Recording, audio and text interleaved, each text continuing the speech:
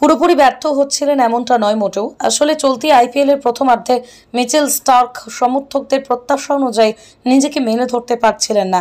Cricket প্রেমীদের এই প্রত্যাশার মানদণ্ড কোথাও একটা প্রায় 25 কোটি দামের উপর নির্ভর করছিল।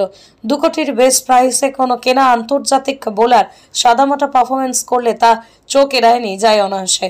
তবে মিচেল স্টার্ককে ব্যয় করে বেড়াতে হচ্ছিল তাঁর 24 কোটি 75 লক্ষ টাকার বিপুল প্রাইজ ট্যাগ।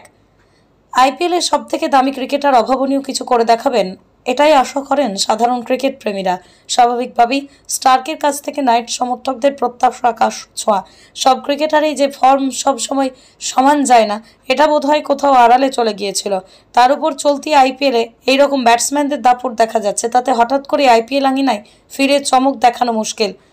সঙ্গত কারণে স্টার্ককে শুরু থেকে সহ্য করতে হচ্ছিল কটাক্ষ।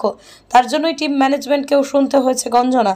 অবশেষে মুম্বাইয়ের বিরুদ্ধে তাদের ঘরের মাঠে যেরকম ধ্বংসাত্মক পারফরমেন্স উপহার দেন স্টার্ক, তিনি অন্তত এটা প্রমাণ করতে পেরেছেন যে নিজের দলে কতটা ভয়ঙ্কর দেখা দিতে পারেন। স্টার্ক সমালোচক দ্বারা এটা বোঝাতে পেরেছেন কেন তিনি আইপিএলের সব থেকে দামি ক্রিকেটার। এমন দুরন্ত ডেলিভারিতে মুম্বাই ইনিংসে জবনিকা টেনে দেওয়ার পরে মিচেল স্টার্কের উচ্ছ্বাস ছিল দেখার মতো। যেভাবে সেলিব্রেট করেন তিনি, তাকে ঠিক করে বেড়াচ্ছিল অজি পেসারের আগ্রাসন। এই হুঙ্কার সমালোচকদের মুখ বন্ধ করার জন্য কিনা তা চর্চার বিষয় হতে পারে।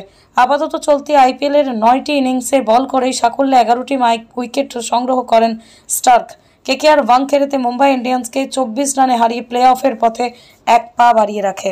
উচ্চ মাধ্যমিকের পর ছাত্রছাত্রীদের ক্যারিয়ার গড়ার একমাত্র ঠিকানা নেক্সট ক্লাস।